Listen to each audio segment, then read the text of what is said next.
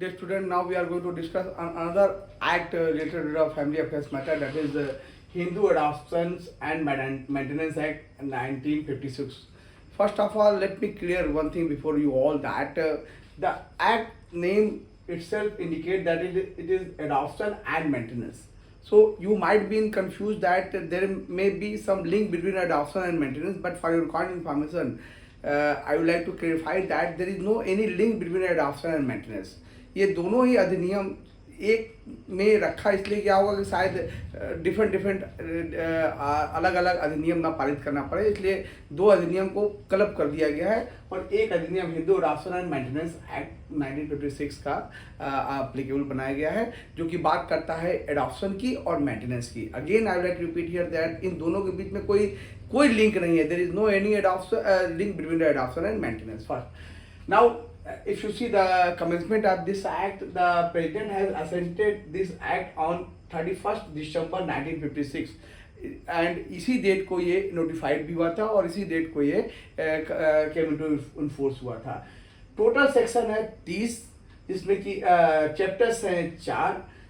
अगर ये देखिए इसका प्रेम्बल क्या है, तो this is an act to amend and codified law related to adoption and maintenance among Hindus. यानी ये एक्ट एकदम क्लियर कर दिया गया है कि ये इस एक्ट का जो इंटेंशन है, जो प्रेम्बल है, वो है एडॉप्शन एंड मेंटेनेंस के संबंध में लॉ को अमेंड करना और कोडिफाइड करना. इफ यू सी दैट, अगर डिटेल अगर इसके स्कीम्स को देखें तो 4 चैप्टर्स में ये एक्ट जो है वो डिवीजन किया गया है. चैप्टर नंबर 1 में जो प्रिलिमिनरी क्लॉजेस है, जिसमें कि सेक्शन 1 और 1 से 4 तक की व्यवस्था है. चैप्टर 2 में एडॉप्शन से रिलेटेड सारी व्यवस्था है, जिसमें कि section 5 to 17 which is related to adoption laws. Chapter 3 talks about the maintenance laws, which deals the section 18 to 28, and chapter 4 deals repeal and saving of whole act, that is section 29 and 30. तो कुल मिला के 4 section है, 4 chapters है, 30 section है. आधा section जो है वो एडॉप्शन को डील करता है और आधा सेक्शन जो है वो मेंटेनेंस को डील करता है. तो in this video we will discuss the law related to the adoption, जहाँ पर सेक्शन 1 है which talks about the short, title, extent and commencement. इस एक्ट ने स्पष्ट कर दिया, इस एक्ट का नाम ही स्पष्ट है, Hindu adoption and maintenance act. जो स्टैंड है इसका whole of the India now हो गया है, क्योंकि 2019 अक्टूबर से जो है Jammu and Kashmir reorganisation act पारित होने के बाद जो है इसका जो विस्तार है पूरे भारत में कर दिया गया है. इससे पहले इसका विस्तार जम्मू एंड कश्मीर को छोड़कर सारे भारत में था. जहाँ तक कमेंसमेंट है वो 31 दिसंबर 1956 को ये एक्ट जो है परिवर्तन में आया. Section 2 talks about the applicability of this act. That is very important, क्योंकि अगर आप पूरे हिंदू के पर्सनल लॉज को देखिए, 4 लॉज, मेजर लॉज है: Hindu adoption and maintenance act, Hindu marriage act, Hindu minority and guardianship act and Hindu succession act. ये चारों एक्ट उसी पर अप्लीकेबल होगा जो हिंदूज होगा. यानी कि ये एक्ट जो पर्सनल लॉज है, जो हिंदू का लॉ है, अतः ये हिंदू के ऊपर भी अप्लीकेबल होगा. The major question arise here that who is the Hindu. तो हिंदू की जो डिफिनेशन है वो section 2 of Hindu marriage act में दी गई है. और जो इस अधिनियम में अगर आप देखें तो इस अधिनियम की भी धारा 2 में जो है वो इस एक्ट को किसके ऊपर अप्लीकेबल हुआ था, यानी हिंदू कौन होगा. सेम सारे जगह पर, हर जगह सेक्शन 2 में जो है पर्सनल लॉ में, चाहे वो हिंदू मैरिज एक्ट हो, Hindu adoption and maintenance act हो, हिंदू मैरिटी एंड गार्डियनशिप हो, हर के सेक्शन 2 में सेम क्लॉज को उतारा गया है कि वो कौन से व्यक्ति हिंदू होंगे. अगर आप रफली देखें तो 2 हिंदू धर्म को आप पालन करते हैं, जिसके माता पिता हिंदू है, या जो मुस्लिम, क्रिश्चियन, ज्यूज एंड पारसी नहीं है, उस पर हिंदू लॉ जो है जनरली अप्लाई करता है, वो हिंदू के श्रेणी में आते हैं. Section 3 talks about the definition. 3 definition इस अधिनियम में दिए गए हैं.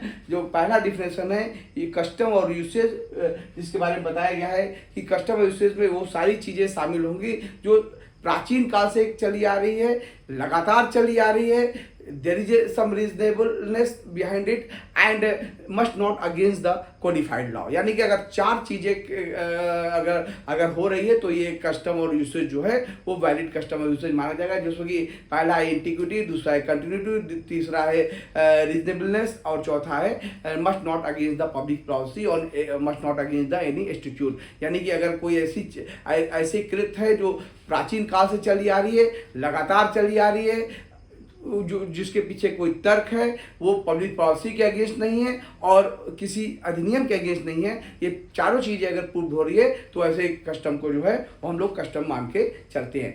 इस अधिनियम में जो है जो डिफिनेशन है वो मेंटेनेंस का डिफिनेशन बताया गया है और साथ ही साथ माइनर का डिफिनेशन बताया गया है। माइनर उस व्यक्ति को ट्रीट किया जाएगा those who have not completed age of 18 years। As you know way that Indian Majority Act was enacted in 1875 which talks about the age of majority of all the Indians। ये अधिनियम का प्रावधान जो है वो वहीं से लिया गया है कि 18 से कम जो भी व्यक्ति होंगे वो जो है वो माइनर शब्द की परिभाषा में आएंगे।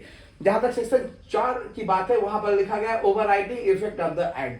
डियर स्टूडेंट, इस सेक्शन का मतलब जनरली ये सभी सेक्शन में सभी अधिनियम में लिखा जाता है। सेक्शन जो overriding effect of the act का मतलब है इस अधिनियम के लागू होने से पहले जितने भी रिलेटेड चीज़ें जो है एडॉप्शन के संबंध में चली आ रही थी, कोई नियम, कोई अधिनियम, कोई कानून, कोई प्रथा, कोई रूढ़ी, ये सभी चीज़ें जो हैं जैसे कि यूसेज हुआ, ट्रेडिशन हुआ, कस्टम हुआ, रूल्स रेगुलेशन, सभी चीज़ें जो इस अधिनियम के लागू होने से पहले चली आ रही थी वो इस अधिनियम के लागू होने के बाद नन एंड वॉइड हो जाएंगी या उस हद तक नन एंड वॉइड हो जाएंगी जिस हद तक वो इस अधिनियम के प्रावधानों के कंट्रावेंशन में होगी।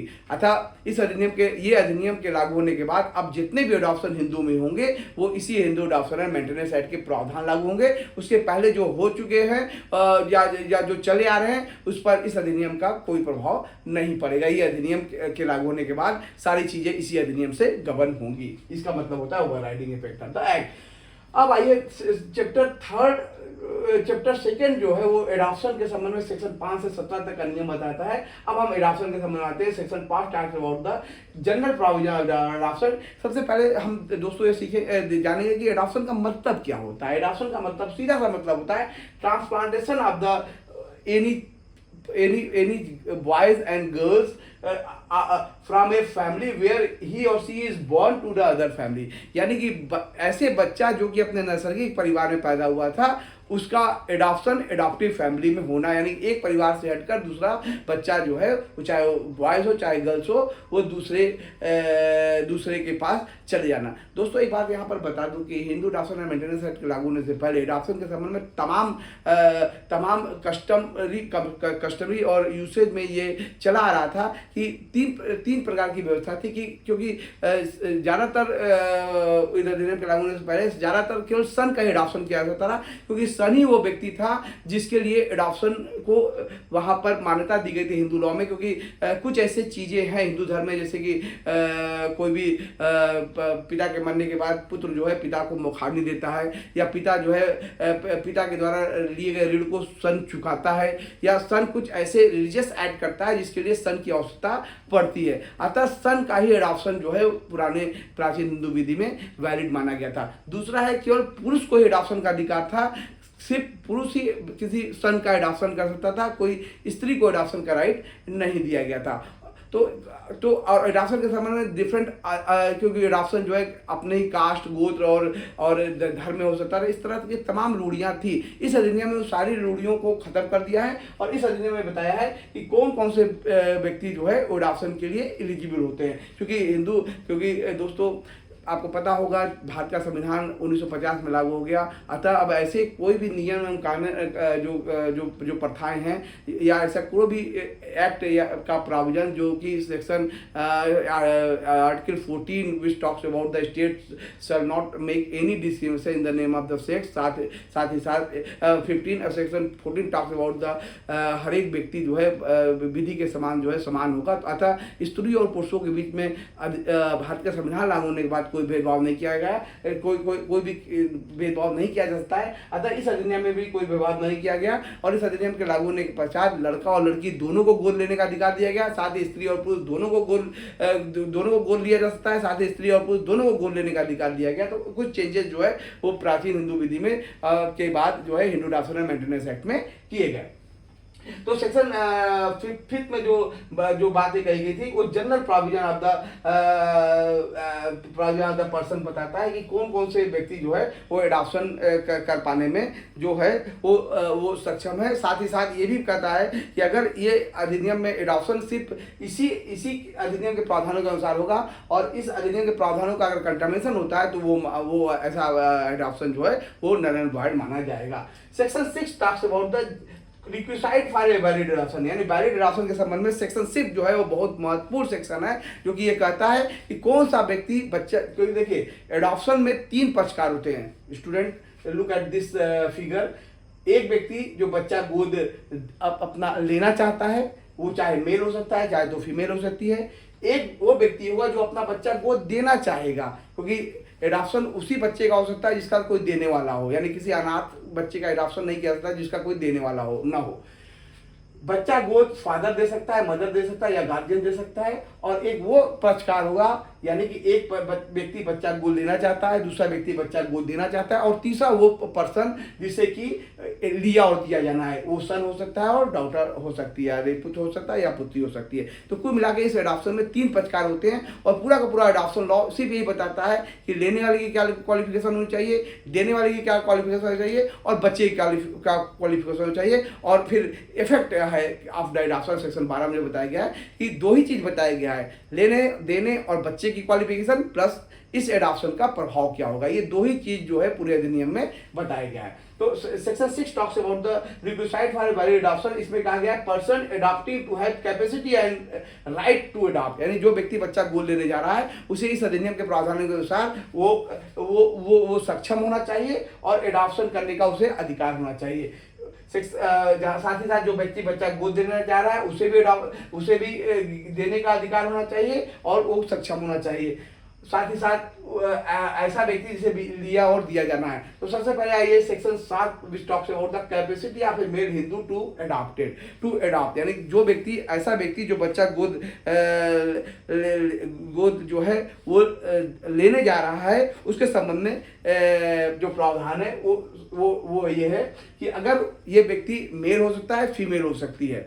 मेल है तो सिर्फ 2 क्वालिफिकेशन चाहिए, मेजर होना चाहिए, यानी मेजर का मतलब होता है इंडियन मेजॉरिटी एक्ट के अंतर्गत 18 साल की आयु पूरी कर चुका हो वो व्यक्ति मेजर होगा। साथ ही साउंड माइंड का होना चाहिए क्योंकि बच्चे का पालन पोषण वही व्यक्ति कर सकता है जो कि दिमागी रूप से स्वस्थ हो, क्योंकि यहाँ राइट्स एंड लायबिलिटीज की बात आती है। तो जो साउंड माइंड है उसे हर अधिनियम में कहा गया है कि साउंड माइंड हर व्यक्ति होना चाहिए।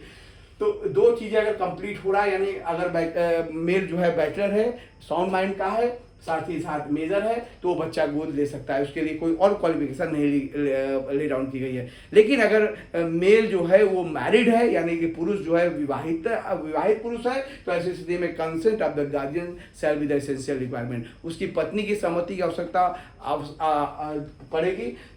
कंसेंट, साथ ही साथ यहाँ एक्सेप्शन भी कहा गया है कि पत्नी की कंसेंट की आवश्यकता नहीं पड़ेगी। Consent of the wife is not required if पत्नी ने या तो संसार का परित्याग कर दिया, रिनाउंसिएशन ऑफ द वर्ल्ड कर लिया है, या अब हिंदू नहीं रह गई है, कन्वर्जन करके वो किसी और धर्म में कन्वर्ट कर ली है, या फिर अनसाउंड माइंड है या declare by the competent court. यहाँ दोस्तों याद रखिएगा कि अनसाउंड माइंड होना ही पर्याप्त नहीं है, बल्कि किसी कॉम्पिटेंट कोर्ट ने ऐसे व्यक्ति को अनसाउंड माइंड डिक्लेयर किया हो, ये बहुत जरूरी है। अतः ये 3 अगर नियोग्यताओं से या डिस्क्वालिफिकेशन से अगर पत्नी ग्रसित है तो ऐसी स्थिति में पत्नी रहते हुए भी पति को पत्नी की सहमति आवश्यकता नहीं पड़ेगी। सिर्फ वो मेजर है, साउंड माइंड का है, बच्चा गोद ले सकता है, भले से उसकी पत्नी हो। लेकिन अगर पत्नी जो है इन 3 नियोग्यताओं से ग्रसित नहीं है तो हर स्थिति में कंसेंट ऑफ द वाइफ जो है वो एसेंशियल रिक्वायरमेंट होगी। Section 8 talks about the capacity of a female Hindu to adoption.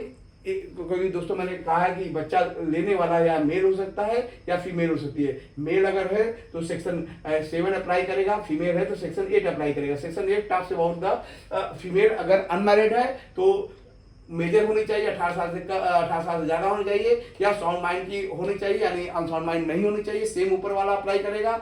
अगर पत्नी जो है, अगर स्त्री जो है वो विवाहिता है, तो ऐसी स्थिति में 2009 तक जो है इस विवाहिता स्त्री को बच्चा गोद लेने का अधिकार नहीं दिया गया था। पहली बार 2009 में इसमें अमेंडमेंट करके अब जो है विवाहिता स्त्री को भी बच्चा गोद लेने का अधिकार दिया गया है। लेकिन बच्चा गोद तभी ले सकती है तब जबकि उसका पति जो है उसके लिए कंसेंट, यानी consent of the husband is required when she is married after the 2009 amendment act.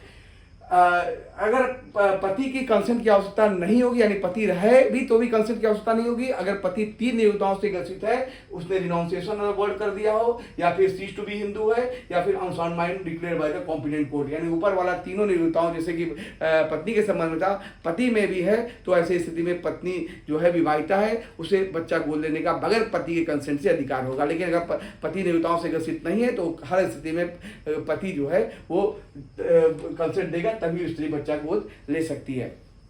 जहां तक सेक्शन 9 की बात है, सेक्शन 9 टॉक्स अबाउट द इस बच्चे की क्वालिफिकेशन की बात करता है कि इन दोनों यानी सन और डॉटर अगर कोई व्यक्ति बच्चा गोद लेने जा रहा है तो उसकी क्या क्वालिफिकेशन होगी। इसकी क्वालिफिकेशन जो है वो सेक्शन 9 में बताई गई, सेक्शन 9 में बताया गया है कि कौन सा व्यक्ति बच्चा गोद दे सकता है, यानी कि लेने वाला ये हो गया है। अब आइए बच्चा कौन व्यक्ति बच्चा गोद लेगा। बच्चा सिर्फ गोद देने का राइट सिर्फ 2 व्यक्ति को है। हालांकि इस अधिनियम में एक तीसरा व्यक्ति भी है, guardian. Natural guardian has a right to give his child in adoption, यानी कि एक नेचुरल गार्जियन जो कि फादर और मदर होते हैं, वो पहला राइट उन्हीं का होता है कि वो बच्चे को गोद दे सकते हैं। अगर फादर मदर नहीं होंगे तो गार्जियन को भी राइट्स है कि वो बच्चे को गोद दे सकता है, लेकिन गार्जियन तभी बच्चे को गोद लेगा जब फादर मदर नहीं है। यहाँ पर एक बात बता दें कि यहाँ पर फादर मदर को इक्वल राइट दिया गया है, यानी कि जो पेरेंट्स हैं वो दोनों ही पेरेंट्स जब सहमत हो जाएंगे तभी वो बच्चा, यानी कि अगर फादर अपना बच्चा गोद देना चाहता है तो उसके बच्चे की माँ से की कंसेंट की आवश्यकता होगी, यानी माँ बच्चे को गोद देना चाहती है कि बच्चे के पिता की कंसेंट की आवश्यकता होगी। लेकिन पिता और माता की कंसेंट की आवश्यकता नहीं होगी अगर पिता या माता में से कोई भी रिनाउंसिएशन ऑफ द वर्ड है, सीज टू बी हिंदू है, या unsound mind declare by the competent court है, यानी दोनों में से अगर एक इस निर्भरताओं से ग्रसित है तो अगले को कंसेंट देने की आवश्यकता नहीं पड़ेगी। लेकिन अगर माता पिता नहीं है तो ऐसी स्थिति में गार्जियन जो है वो बच्चे को गोद दे सकता है।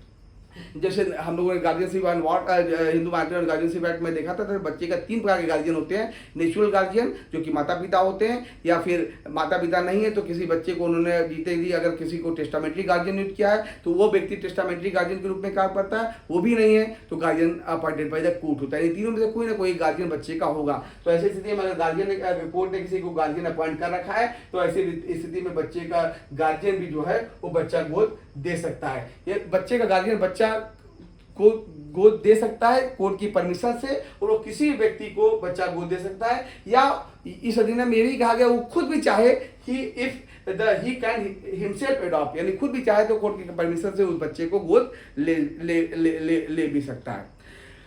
लेकिन याद रखिएगा दोस्तों, बच्चा गार्जियन जो है बच्चे को गोद तभी देगा जब बच्चे का कोई नेचुरल गार्जियन नहीं है। अगर कोई नेचुरल गार्जियन है तो गार्जियन की ऐसे भी जरूरत नहीं पड़ेगी, या फिर गार्जियन नेचुरल है लेकिन वो रिनाउंसिएशन ऑफ द वर्ड हो चुका कर दिया, यानी संसार का परित्याग कर चुका है, या unsound mind declare by any competent court ने बच्चे की माता पिता को जो है वो अनसाउंड माइंड डिक्लेयर कर दिया है, या फिर तीसरा है कि बच्चे के माता पिता ने बच्चे को एबेंडन कर दिया, यानी परित्याग कर दिया। ऐसी स्थिति में अगर कोर्ट ने किसी को गार्जियन अपॉइंट किया तो इस गार्जियन को बच्चे को गोद देने का अधिकार होगा। अब आइए सेक्शन जो है 10 talks about the person who may be adopted, यानी कि इस बच्चे के लिए क्वालिफिकेशन की बात की गई है। कौन से बच्चे को एडॉप्शन किया जा सकता है, इस संबंध में ये नियम है कि पहला है कि बच्चा जो है उसी बच्चे का एडॉप्शन किया जाएगा जो कि हिंदू होगा। हिंदू कौन होगा और सेक्शन 2 में जो है वो ऑलरेडी डिफाइन कर चुका है। हर अधिनियम जो पर्सनल लॉ जो कि मैं इस शुरू में कहा था कि हर अधिनियम के सेक्शन 2 में जो है वो हिंदू कौन होगी, यानी एप्लीकेशन ऑफ दिस एक्ट जो किस पर व्यक्तियों का होगा, जो हिंदू होगा, और हिंदू की डिफिनेशन जो है इस अधिनियम के साथ साथ अन्य अधिनियम में भी पर्सनल लॉ में बताया गया कि हिंदू कौन होगा। दूसरा जो क्वालिफिकेशन है, पहला जो चाइल्ड मस्ट बी हिंदू, दूसरा है has not already been adopted, यानी कि एक बार एक बच्चे का अडॉप्शन अगर हो जाता है तो उस बच्चे को किसी और व्यक्ति के द्वारा अडॉप्शन में नहीं दिया जा सकता, यानी कि एक बच्चे का पूरे जीवन काल में एक बार ही अडॉप्शन होगा, यानी कि ऐसे बच्चे का अडॉप्शन होगा जिसका ऑलरेडी कभी अडॉप्शन नहीं हुआ है। तीसरा है मस्ट नॉट मैरिड, ऐसे बच्चे का अडॉप्शन किया जा सकता है जो कि मैरिड नहीं है। और चौथा है जो लास्ट है, has not completed the age of 15 year, बच्चा जो है 15 साल कंप्लीट नहीं किया हो जाना, 15 साल से ज़्यादा नहीं होना चाहिए, यानी कि 15 साल से कम उम्र के बच्चे का एडॉप्शन हो सकता है। But for your kind information dear student, जो तीसरा और चौथा कंडीशन है, यानी कि मैरिड बच्चा और कंप्लीट 15 साल से ज़्यादा उम्र का बच्चा जो है वो लिया जा सकता है यदि कस्टम और यूसेज परमिट करे तो, यानी कि अगर उस परिवार में अगर कस्टम है कि 15 साल से ज़्यादा उम्र का बच्चा गोद लेने की कस्टम है, या फिर मैरिड बच्चे का गोद लेना कस्टम है, अगर कस्टम सिद्ध कर दें। दोस्तों इतना ये आसान नहीं है कस्टम सिद्ध करना, क्योंकि रातों रात कस्टम नहीं बनता है। कस्टम बनता है, एंटिक्विटी होनी चाहिए, जो पहली कंडीशन है प्राचीन काल से चली आनी चाहिए, बहुत सालों से चली आनी चाहिए, लगातार चली आनी चाहिए उस परिवार में, प्लस रीजनेबलनेस होनी चाहिए, उसका पीछे कोई तर्क होना चाहिए। तो इस सब चीज़ दिखाना इतना आसान नहीं होता है। अतः साधारण तौर पर देखें तो 4 कंडीशन ही मान्य है, यानी कि चाइल्ड जो है वो हिंदू होना चाहिए, उसका पहले से अडॉप्शन नहीं होना चाहिए, 15 साल से कम होना चाहिए और मैरिड नहीं होना चाहिए। तो ये चारों कंडीशन पूरी हो जाती है तो ऐसे बच्चे का अडॉप्शन जो है वो किया जा सकता है। दोस्तों इस वीडियो में सेक्शन 1 से लेकर हम लोगों ने सेक्शन 10 तक के प्रावधानों का हम सेक्शन 10 तक के प्रावधानों का हम लोगों ने वर्णन किया है। अब नेक्स्ट वीडियो में सेक्शन 11 से लेकर 17 तक का हम लोग स्टडीज करेंगे। Till then thank you very much.